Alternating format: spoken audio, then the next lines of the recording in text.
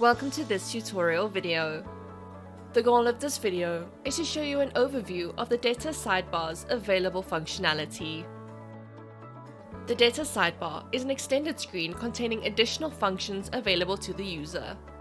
The Debtor Sidebar is mainly used to navigate between various screens relevant to the debtor, as well as to access features that would make contacting the debtor much quicker and easier. Let us go over how to access the Debtor Sidebar. From the diary screen, click on the navigation wheel.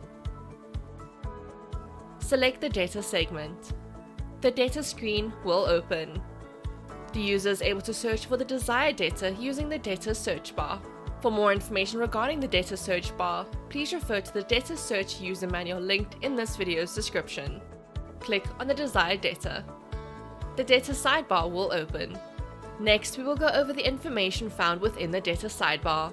The debtor's name and surname will be displayed at the top of the sidebar.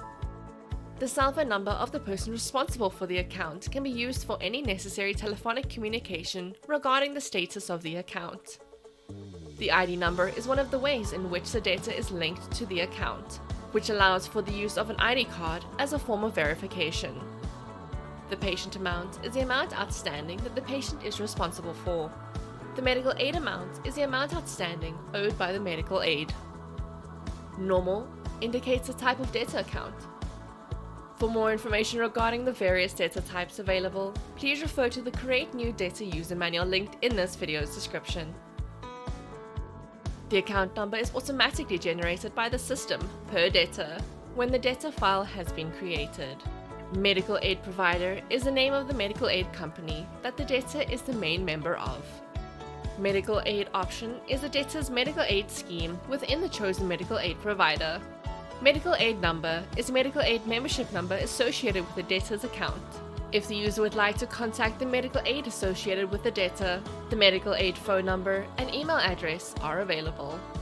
The medical aid's website is also available if the user would like to view any additional information regarding the listed medical aid provider.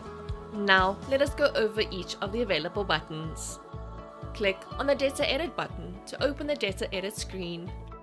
The demographic information of the person responsible for the account can be changed on the Debtor Edit screen. For more information regarding the Debtor Edit screen, please refer to the View or Update Debtor and Patient Information user manual linked in this video's description. To access all features that relate to the debtor's account at the practice, click on the Account Details button.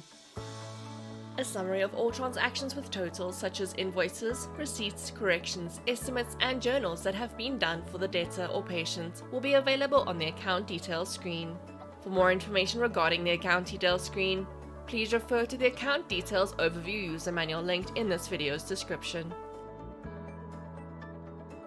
Click on the Invoice button to open the Invoice screen. After a patient has visited the practice, the user is able to create an invoice with all of the necessary items and procedures listed. For more information regarding invoicing, please refer to the Invoice Screen user manual linked in this video's description. Once the debtor has paid any outstanding amount, the user is able to issue a receipt. Click on the Receipt button to open the Receipt screen. For more information regarding the Receipt screen, please refer to the Receipt Screen Overview user manual linked in this video's description. Click on the Clinical Case button to open the Clinical screen. The Clinical screen is a quick and efficient way to access all of the clinical information related to the patient in one place. For more information regarding the Clinical screen, please refer to the Clinical Screen Overview user manual linked in this video's description. Click on the up arrow to access an additional menu with previously set up Easy Events. For more information regarding Easy Events, please refer to the Easy Events user manual linked in this video's description. To see all previous medical records of a patient and to access and store the patient's clinical events, click on the Clinical History button. For more information regarding clinical history, please refer to the Clinical History user manual linked in this video's description. If the user would like to contact the debtor, an option of either SMS, dial,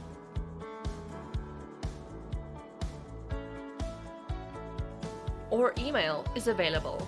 Please note, the dial option will only be available if the practice has VoIP enabled. For more information regarding the VoIP function, please refer to the VoIP call user manual link in this video's description.